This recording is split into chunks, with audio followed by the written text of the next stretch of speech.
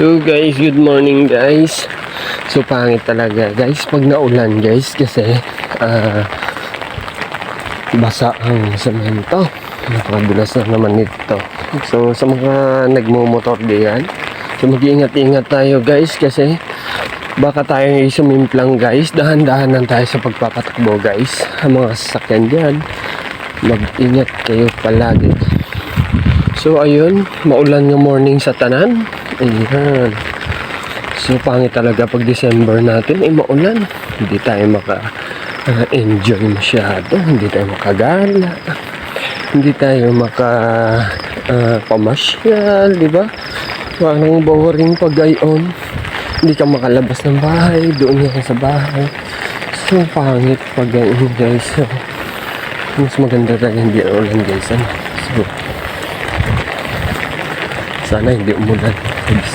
December 24. So ingat tayo dyan guys. Bye bye.